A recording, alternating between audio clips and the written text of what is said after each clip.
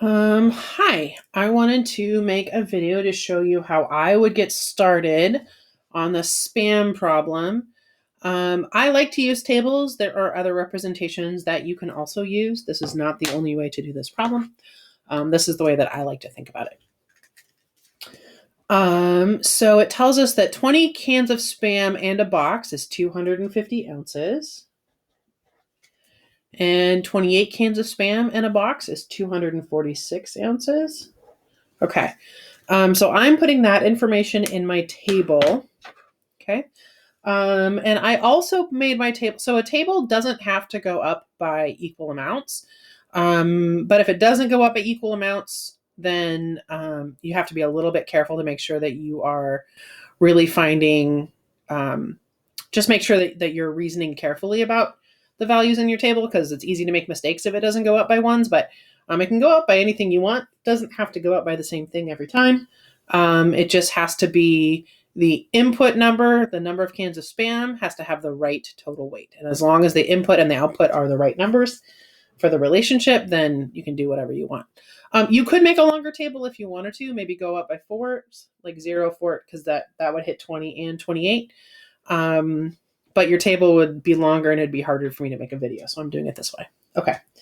So I'm doing this from 20 to 28. I added 8 cans of spam. And then from 250 to, that should be 346, not 246. From 250 to 346, those 8 cans of spam added an additional 96 ounces. Okay. So that tells me that there's 96 ounces in 8 cans of spam. But I want to know how much for 1 can. So to get from 8 to 1, I'm going to divide by 8. Do the same thing in the numerator and the denominator to keep it equal. 96 divided by 8, if you do it on a calculator, you'll find that that's 12 ounces. So 1 can of spam weighs 12 ounces. Okay.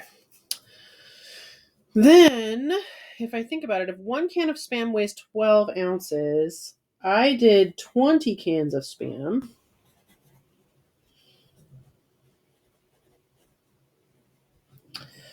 That should weigh, so if I'm doing this times 20 times 20, because I want 20 cans of spam, that gives me 20 cans of spam.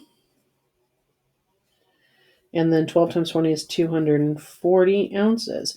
So 20 cans of spam should weigh 240 ounces. But it weighs 250 ounces, that extra 10 ounces. This is the weight of the empty box.